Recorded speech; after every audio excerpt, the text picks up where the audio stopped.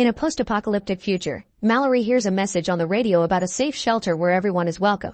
She gathers her two nameless kids and with a very serious tone, she announces that they'll take a boat down the river, so it's very important for the children to never take off their blindfolds or they'll die. Then she grabs a box with their pet birds and the group leaves their home, using a string trail to reach the boat without seeing. This all started 5 years ago. Mallory is a pregnant artist who is getting a visit from her sister Jessica.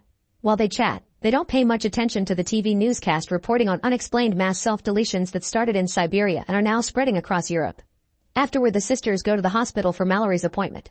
The baby checkup goes well, and on their way out, Mallory and Jess notice a woman acting erratic and her head getting hurt against the glass window. It's only worse when they go outside. Total chaos has taken over the streets, with people running in panic, crashing their cars, and finding anything useful that can help them self-delete. It seems that whatever was affecting people in Europe has arrived in the USA. Scared, the sisters rush to their car and try to drive away, but suddenly Jessica's eyes turn a weird color and she begins driving frantically, ignoring Mallory's pleas to slow down. The crazy speed causes the car to flip and crash, but luckily both sisters survive.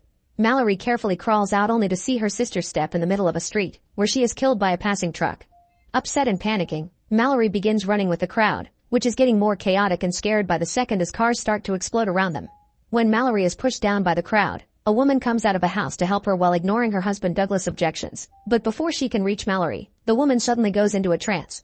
As she talks to an invisible person, the woman gets inside a burning car that soon explodes. Then a man named Tom helps Mallory up and brings her to the house, where Douglas refuses to open the door. However, the house owner Greg decides to help and lets them in together with other survivors. Everyone starts sharing their theories about what is going on, like demons or the end of the world, but nobody has a proven explanation. Only one thing is for sure, looking at the entity forces people to self-delete. A couple manages to call their son and hears he is in trouble, so they leave the house to find him regardless of the danger.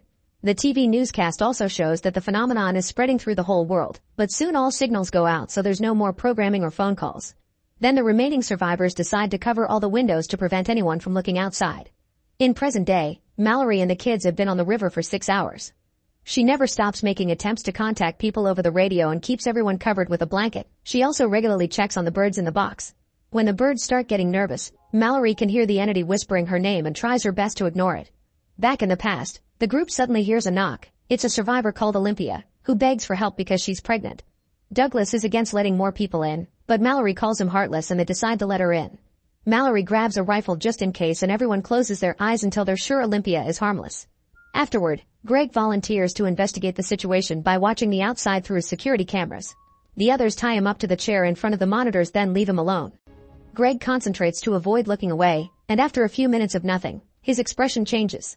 The group hears a weird sound coming from the room and rushes inside to discover Greg fell and smashed his head, instantly dying. The others immediately destroy the screen. Later that night, Mallory can't sleep and walks around the house, hearing another weird sound. However, it turns out to be Lucy and Felix getting busy together. In the present, Mallory and the children have been on the river for 14 hours when she suddenly hears a man's voice tell her to take the blindfold off because it's safe and even promising food. Mallory tells the kids not to do it and takes out her gun to fire blindly, but all her shots miss and the man jumps on the boat to attack them while the birds start making lots of noise. The man tries to take her blindfold off, insisting the entity is beautiful, but Mallory fights him off and after lots of struggle, she manages to kill him with a machete. Back in the past, the group is starting to run out of food, and it's clear by now that help won't be coming.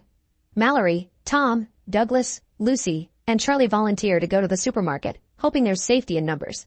They paint and cover the windows to avoid even glancing outside and then use the GPS to guide them through the streets, where they keep bumping against abandoned cars and dozens of dead bodies.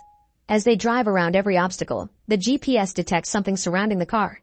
They can see a shadow shaking the car with a whooshing sound, so they begin driving faster in panic. The noises and the shaking get worse by the second, but eventually the GPS announces they have made it to the supermarket, so they rush inside and don't take the blindfolds off until they have covered all the windows. The group splits and starts gathering all kinds of supplies like food but also things for the babies. Mallory finds some birds and decides to take them as well.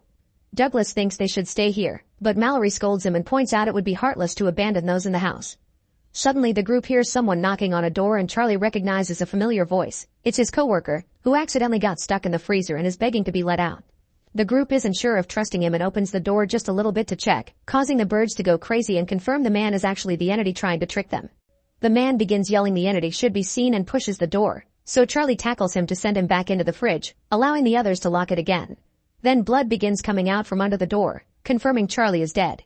The group leaves while still hearing the guy's voice begging for freedom. That night in the house, the group hears what sounds like a car being driven away, so they rush into the garage, only to discover that Lucy and Felix have gone away with their only vehicle. In the present, Mallory finally takes a break after 24 hours of non-stop rowing. However, she's too worried about the kids and soon starts rowing again, but the boat accidentally bumps against the sunken truck. The boy falls out of the boat and Mallory catches him right before he drowns, only to lose their blanket and food in the process. Mallory tries her best to warn him up with a jacket and decides to stop the boat by a shore, where she tells the kids not to move while she goes looking for supplies. Then Mallory connects some string to the boat and explores the woods until she finds a building, where she starts gathering food and a new blanket. Her string can't go on for that long, so she ties it up to the furniture while she continues to investigate. Suddenly she hears a noise and sees the string shaking before a shadow moves outside, so she immediately rushes out of the building, running through the forest as the entity begins whispering her name.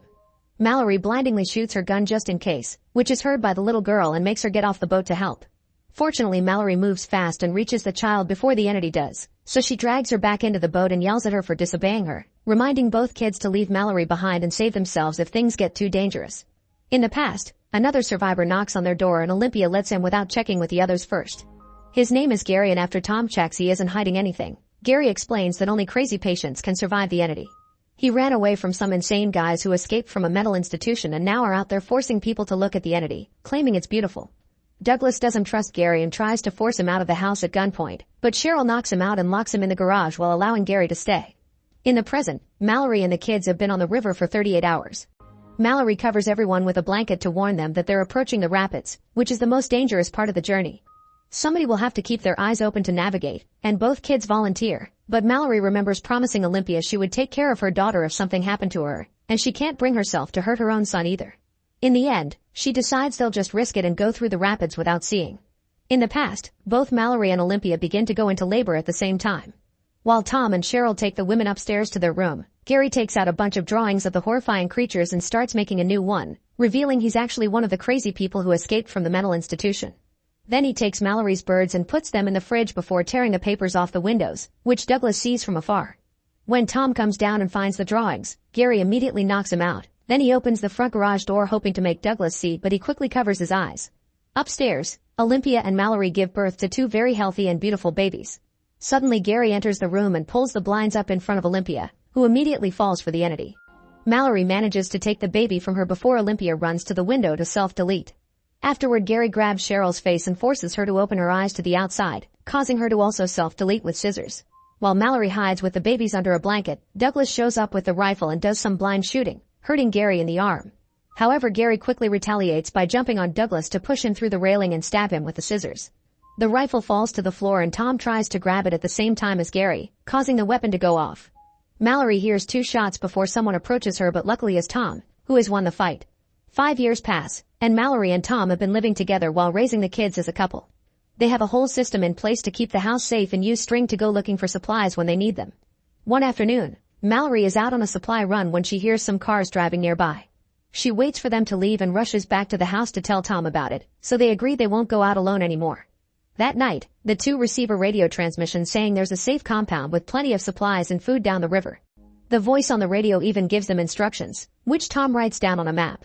Apparently seeing will be required to cross the rapids, and the voice recommends following the sound of the forest birds because they can tell when the entity is around. Tom wants to go to the compound, but Mallory refuses because she thinks it's a trap. Sometime later, while the family goes out to look for supplies together, they hear the cars again, so Tom goes to distract them while Mallory and the kids get out safely. The drivers are a group of insane people who ask Tom to look at the entity, and when they notice Mallory and the kids, Tom opens fire on them. He manages to kill a few of them, but they shoot back at him, so if Tom wants to save his family, he has no choice but to take off the blindfold to shoot with a better aim. After killing them in seconds, Tom sees the entity and self-deletes. Mallory has a breakdown over her loss and decides it's time to leave for the shelter after all. Now it's been 42 hours on the river and the group is approaching the rapids pretty quickly. When they reach the bumpy waters, Mallory tries her best to get through, but the boat flips over and everyone falls out. Mallory calls out to the kids and finds the boy in the water, but the girl has made it to the land. Thankfully, Mallory finds her quickly because the girl has a bell that she keeps ringing. Then the trio walks through the woods where they hear the entity whispering to them using Tom's voice. Mallory tries to run away from it, only to fall down a small hill. The voice goes after the kids and the boy almost takes off his blindfold, but Mallory quickly finds him and stops him. She can't find the girl though, so she starts apologizing for yelling at her, and the sound of her voice allows the girl to go back to her. Then the family follows the sounds of the birds, but they have to start running when the entity suddenly surrounds them. They fall a couple of times, but eventually they make it to the compound and the door is opened before the entity can reach them. Inside the compound, Mallory's eyes are checked and soon everyone is cleared to stay. They meet the voice from the radio and Mallory discovers that the compound is a school for the blind filled with survivors but also birds, who work as an alarm. Now they can finally begin living properly. Mallory decides to name the kids. The girl is called Olympia after her mother, and the boy is named after Tom. Then Mallory opens her box and frees the birds to be with the others in the sanctuary. Make sure to subscribe and turn on notifications so you can watch more videos like this. Thanks for watching.